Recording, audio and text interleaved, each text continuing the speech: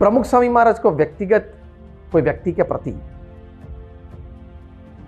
उनकी कोई प्रवृत्ति के प्रति, उनके कोई विचार के प्रति प्रमुख स्वामी महाराज को कभी राग द्वेष नहीं आया। किसी का कोई विचार प्रतिकूल हो, किसी की कोई प्रवृत्ति प्रतिकूल हो, तो प्रमुख स्वामी महाराज वो सुन सकते थे, उनको समझा सकते थे। वो व्यक्ति अगर कोई आर्ग्यूमेंट करे, कोई दलील करे, फिर भी प्रमुख स्वामी महाराज स्थिर रह सकते थे, उनको सही बात समझाने के लिए, उनके चारित्र के घड़तर के लिए श्रद्धा रख सकते थे। ये शुभमति है।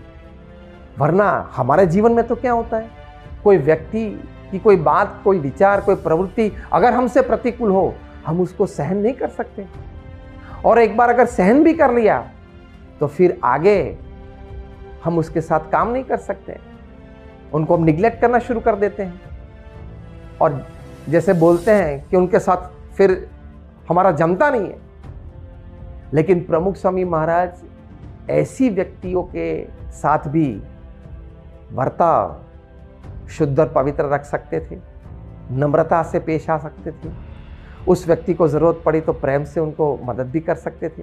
एक बहुत बड़े व्यक्ति थे, बड़े पॉलिटिकल पार्टी के थे, सेंट्रल गवर्नमेंट में मिनिस्टर थे, प्लानिंग कमीशन ऑफ इंडिया के मेंबर भी थे। कोई गलत फहमी से उन्होंने प्रमुख स्वामी महाराज को 1 घंटे तक बहुत बुरे शब्दों में बहुत कुछ किया। मुख्य उद्देश्य यह था कि आप युवा को सन्यासी मतलब संत बना देते हैं, तो फिर समाज में ऐसे पढ़े लिखे लोग सन्यास ले लेंगे तो समाज में इंजीनियर और डॉक्टर की कमी आ जाएगी। अरे भाई साहब, कहाँ आपके बच्चे को संत दीक्षा देने आए हैं? अरे कहाँ भाई साहब, आपके सभी डॉक्टर और इंजीनियर को हम संत बनाने आए हैं? और आज भी कोई भी दिन आप ले लो तो 15 से 20% इंजीनियर या डॉक्टर तो वैसे भी जॉबलेस है समाज में, तो पहले उनकी चिंता आप करो ना। ये सभी बातें प्रमुख स्वामी महाराज कह सकते थे, लेकिन प्रमुख स्वामी महाराज ने कुछ नहीं कहा, उनको बोलने दिया।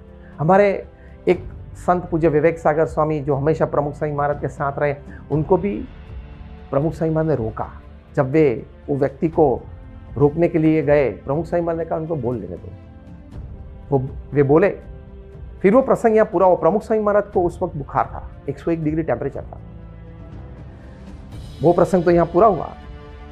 2 साल के बाद जब प्रमुख स्वामी महाराज नैरोबी में थे, केनिया में, वहाँ उनका जन्म जयंती समारोह था, ये व्यक्ति वहाँ गए। इस वक्त ये व्यक्ति मिनिस्टर नहीं थे, कोई मेंबर ऑफ पार्लियामेंट भी नहीं थे, प्लानिंग कमीशन भी नहीं थे, कोई कारण से वे सामान्य एक सदस्य बन के रह गए थे। वो अपने कोई सामाजिक कार्य के लिए, फंड रेजिंग के लिए वहाँ गए थे। प्रमुख स्वामी महाराज के सानिध्य में बहुत बड़ी सभा आज शाम को लगने वाली है, ये जानकर वे वहाँ पहुँचे। प्रमुख स्वामी महाराज ने उनको देखा। अब देखो ये संत की शुभमति, शुभ भावना। आप देखो, हरेक को माफ करना, हरेक के प्रति उनका किसी भी प्रकार का कोई गैर वर्तणूक हो तो भी उनके प्रति एक माफी का भाव, दया का भाव, प्रेम का भाव रखना।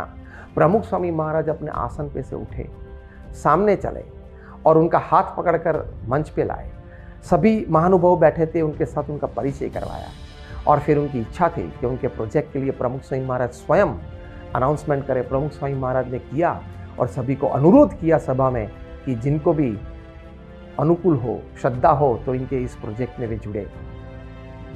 तो अपकार के प्रति भी उपकार, किसी ने टीका की हो तो उनके प्रति भी एक शुभमति, ये प्रमुख स्वामी महाराज के जीवन में थी। शायद इस कक्षा की शुभमति हम न रख सके, लेकिन हमारे परिवारजन के प्रति अगर थोड़ी भी शुभमति रखे, थोड़ी भी माफी की भावना रखे, थोड़ा भी मोटा मन रखे, तो हमारे परिवार में सुख, शांति और आनंद बन सकते हैं, हमारे परिवार में स्थिरता आ सकती है। ये बात की यही भावना और ये बात का यही उद्देश्य है कि हम उनके जीवन में से शुभमति सीख सकें। ये प्रमुख स्वामी महाराज की जीवन भावना और जीवन शैली थी।